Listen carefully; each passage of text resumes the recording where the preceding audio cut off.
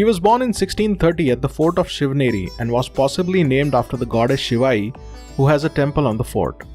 He spent his initial few years at the fort of Shivneri and around the surroundings of Pune, like Khed Shivapur. Some references of his childhood include notes about time spent at the house of Bapuji Mudgal Deshpande and with his sons Chimnaji and Babaji. Not much information is available about his childhood, as this was the period of great famine in the Deccan area, which perhaps had a great impact on his thought process during these growth years. We step into the year 1640 when he was married to Saibai, daughter of the Nimbalkars from Fulton. In 1641, he visited Bangalore, which by now housed the official palace of his father Shahaji Raje Bhosle. While his stay at Bangalore, he was married to Soirabai, the daughter of the Mohites from Talbid. While returning back to Pune in 1642, he was joined by what became his initial court. He was given his initial seal, his flag, and his office bearers, possibly appointed by his father. This began the initial quest of Home Rule movement, the establishment of Swaraj. In 1644, he gained the allies from the Gunjan Mawal area and thus controlled over the hillocks of Murumdev and Torna, which later became Rajgarh and Prachandagad. He fought against Baji Prabhu to conquer the fort of Roheda and later persuaded Baji Prabhu to join him as an ally. He also got an important ally in Yesaji from the Kank family, from the town of Bhutonde near Rajgarh. 1645 marks the beginning of justice in the area. We see Babaji Guzar being punished for his ill deeds. 1646-47 saw the fort of Subhan Mangal, a long-standing seat of the Amin of Shirwal area, come under Shivaji Maharaj's control. 47 was also the year when Dadaji Konddev passed away. The renewal letters for numerous authorities, taxes, and other monetary collections which were issued by Dadaji Konddev were later issued by Shivaji Maharaj, who references him in his letters. Expansion of the territory continued in 1648 when Shivaji Maharaj decided to step into the Nilkant Rao family quarrel and took over the control of the fort of Purandar. He battled Fateh Khan, the first appointed Sardar from Adil Shah, against him and made him retreat in the skirmish. As a result, his father, who was still at the service of the Adil Shahi kings of Bijapur, was arrested. 1649 saw his efforts to temporarily ally with the Mughals, take a step back and hand over the fort of Kondana to the Adil Shah and call a peace for the release of his father. He had also started the construction of the fort of Rajgarh by now, which would be his first capital. Netuji Palkar was appointed as the captain of the fort of Purandar in 1650. This began a long association during which he also acted as the commander-in-chief of his army. This was followed by the conquest of Zauri in 1656. Shivaji Maharaj annexed Zauri to his kingdom, established the control over the neighboring hills, and began the construction of Pratapgarh. This conquest of Zauri soon followed the mores to another nearby fort, the fort of Rairi. This very year, his elder brother, Sambhaji, was killed by deception during the siege of Kanakgiri. 1657 marked as the year of marriage diplomacy. Shivaji Maharaj took 3 wives, Sakwarbai, Kashibai and Gunwantabai, thus gaining support from the Gaikwad, Jadhav and Ingre clans. His elder son Sambhaji was born this very year to his first wife Saibai. The peace with the Mughals was disturbed when he sacked the markets of Zunnar and Ahmednagar. It seems the capital gain from here was put towards the construction of the navy at the port of Kalyan. The fort of Durgadi was strengthened further. When Mughals questioned his moves in 1657, he followed it up with another treaty in 1658 and continued to grow his power by bringing prominent forts and trade routes under his control. His expansion in the Konkan region saw opposition from a new foe, which haunted him in the years to come, the Siddhis of Janjira. 1659 saw the loss of his wife Saibai. With the Mughals at peace and his expansion in the Adil Shahi territory, it would have been a surprise had the Adil Shah not sent any strong commander against him. Afzal Khan was appointed and in a daring turn of events slain at the Battle of Pratapgarh. What followed was a swift campaign that expanded his control from Vai to the fort of Panhala. After reaching Panhala, another mighty general from the Adil Shahi ranks, Siddhi Johar, was appointed against him, who besieged him at the fort of Panhala. The daredevil escape at night during a heavy downpour, followed by a 21-hour run towards the fort of Vishalgarh, where a hostile Siddhi Masood followed him, This resulted in a skirmish at the base of the fort of Vishalgarh, where Baji Prabhu and Phulaji Prabhu fought bravely and repelled the army while sacrificing their lives.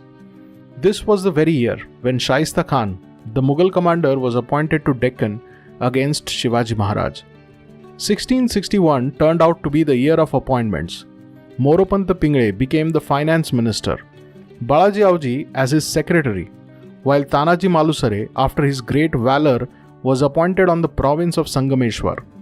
With the Maratha flags waving from Dabhol to Sangameshwar, Shivaji Maharaj sealed his control over this area by another marriage pact. This time, his son Sambhaji was betrothed to the daughter of Pilaji Shirke, Jiubai. With power over Konkan, Shivaji Maharaj then arrested Henry Revington from his factory at Rajapur for his crimes during the siege of Panhala. On the family front, he became grandfather at the age of 31 when his daughter was blessed with a child. He then subdued Namdar Khan near Pain in 1662, a brutal battle in which both parties suffered casualties. Vagoji Tupe was martyred at this battle. Moropanta Pingle, who was the finance minister until now, was elevated to be the prime minister, and Nilopanta was given the finance ministry, while Annaji Datto took charge as the secretary. The construction of the temple of the goddess Bhavani atop Pratapgarh started this very year. 1663 was the year of raid on Shaista Khan. When it was noticed that Shaista Khan has camped at Pune with no intentions to leave, Shivaji Maharaj himself attacked his camp at Pune.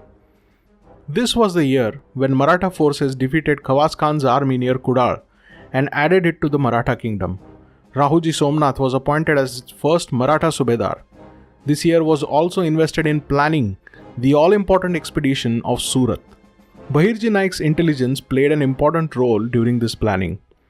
1664 began on a somber note with the demise of his father Shahaji Maharaj, who passed away during a hunting accident in the forest of Hodegiri. A long-pending revenge against Baji Ghorpade followed the death of Shahaji Raje. Baji Ghorpade earlier had been treacherous and had arrested Shahaji Maharaj along with Afzal Khan.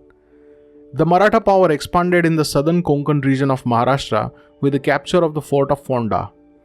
The first sack of Surat also took place in 1664 during the month of December. 1665 turned out to be the year of taking a few steps back. Although the year began on victories in Bednur and coastal Karnataka, it was followed by the Mughal attack on the fort of Purandar. Murarbaji Deshpande fought bravely at the siege of Purandar and was martyred. The fall of Purandar led to the Treaty of Purandar with the Mughals. Mirza Raja Jai Singh represented the Mughals in a treaty where the Marathas retained the control over 12 forts while 23 forts were handed over to the Mughal commanders. Raja Jai Singh also ensured that the Maratha armies assisted him in a coordinated attack on Bijapur. The Allied onslaught continued the following year in 1666 but resulted in a major defeat for the Maratha army at the fort of Panhala, when Netaji Palkar arrived late with his forces. Netaji, feeling insulted, left the Maratha army and allied with the Mughal forces later this very year.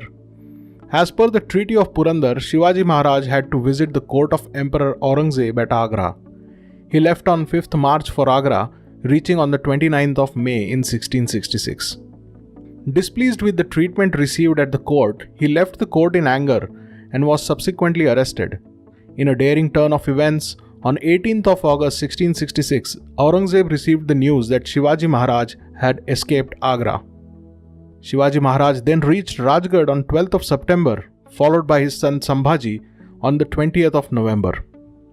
1667 began with the diplomacy with the Mughals.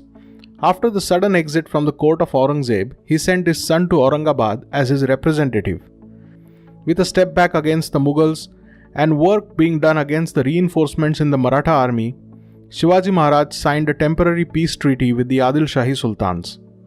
Once he had his armies ready, and with the Mughals and Adil Shahi armies kept at peace, he attacked the Portuguese in Goa on complaints of cruel inquisitions, resulting in a decisive treaty in the favor of Marathas. The next 3 years were invested in a meticulous planning before the Marathas opened the front on 4th of February 1670 at Sinhagad, which led to a war that lasted 37 years.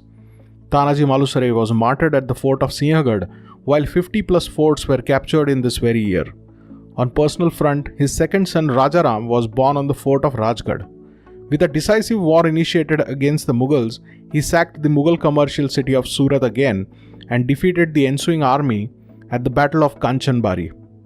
1671 was another year of planning, while the raids to capture Mughal forts continued.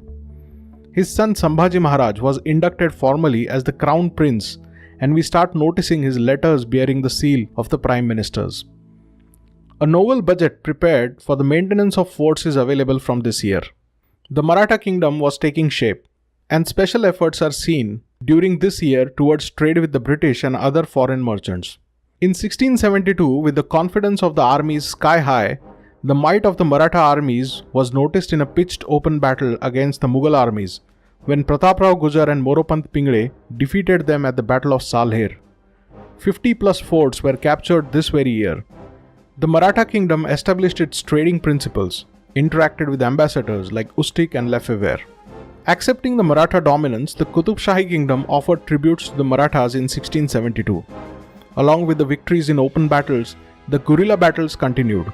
Kondaji Farzan captured the stronghold of Panhala with only 60 men. Prataprao Gujar defeated Behlol Khan near Umrani, but released him after surrender, which led to him returning back with an army. 1673 also saw the liquidation of power. Various loyal men of the Maratha kingdom were given powers and duties against them. This very year, Thomas Nichols, an English diplomat, visited Raigad. After begging mercy from Prataprao, Behlol Khan returned with an army, and in the following battle at Nesri, Prataprao Gujar was martyred. Hansaji Mohite was named Hambir Rao and appointed as the commander of the cavalry forces. Shivaji Maharaj by now had moved to his new capital at Raigad.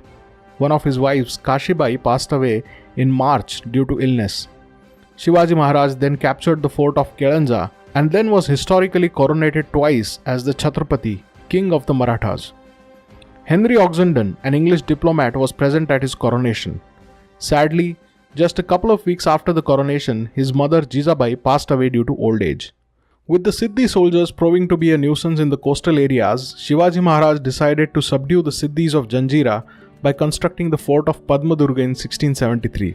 This very year, Bahadur Khan Kokaltash, the milk kin of Aurangzeb, was appointed to Deccan and was badly defeated near the plains of Bahadurgarh. With victories becoming a habit, major investments were made in the army and navy this very year. On personal front, Shivaji Maharaj was sick during the later half of this year and was unwell at the fort of Satara. In 1676, Shivaji Maharaj met the Saint Ramdas Swami at the cave of Shivthar. This was also the year when Muhammad Quli Khan, who was earlier known as Netoji Palkar, returned back to Maharashtra. While the construction of Padmadurga was on, Laiji Sarpatil was awarded with a ship named Palki for his bravery. His son Sambhaji was appointed as the governor over the province of Shringarpur. The ambitious expedition to bring southern India under control in the year 1677 began when Shivaji Maharaj first met with Qutub Shah Abul Hasan Tana Shah, while his armies proceeded south to capture the strongholds from Belgaon to the fort of Jinji. When his younger brother Vyankoji opposed his demands of a share in the provinces of south, which were inherited from father Shahaji, Shivaji Maharaj defeated his armies in a small skirmish on the banks of the river Kolerun. In 1678, on their way back, Maratha armies marched on the stronghold of Belaudi against Savitribai, also known as Mallamma. She fought bravely against the armies of Dadaji Raghunath, and to award her bravery, she was set free by Shivaji Maharaj and reinstated. A poem, Shivaji Mallamma Samarotsava, was written in this honor.